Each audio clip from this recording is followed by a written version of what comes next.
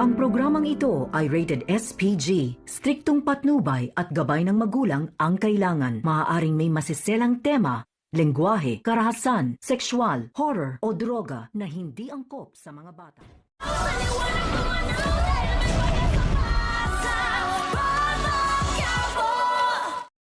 Nang dahil nga sa ginawa dito ni Miguelito kay Santino, dahil hindi nga pinapakinggan ni Miguelito ang sasabihin dito ni Santino na si Don Gustavo nga ang nagbigay ng kanyang mga damit upang ipapagamit ito kay Santino.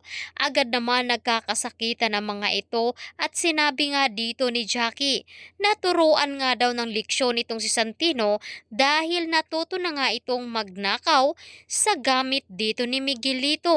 Ang hindi nila alam na bigay nga ito ng matanda. Kaya habang nag-aaway at nagkakagulo ang dalawa ay dito naman ay inatake na si Don Gustavo at sakto naman na napasigaw itong si Erica. Sinakluluhan agad dito ni Erica ang kanyang lolo Gustavo, ngunit ito na nga ba ang kanyang katapusan.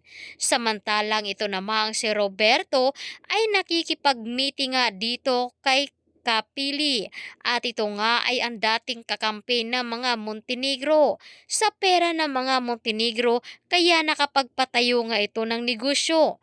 Ngunit ito na nga ang kinakampihan niya ngayon ang mga gerero dahil ito na nga ang makapangyarihan at sila na nga ang bagong Vice Mayor at Mayor ng Maynila.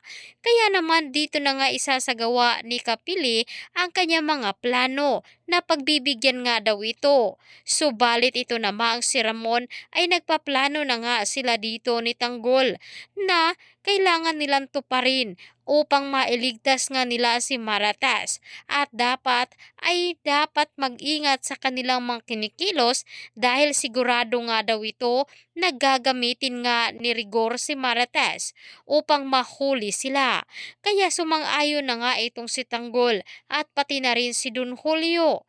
At sinabi na nga dito ni Don Julio na susuportahan nga ang mga plano dito ni Tanggol at hindi nga kailangan nila ang pagiging mayaman upang makaganti sila dito sa mga gerero. Kaya tutukan natin ang mga iba pang mga kaganapan dito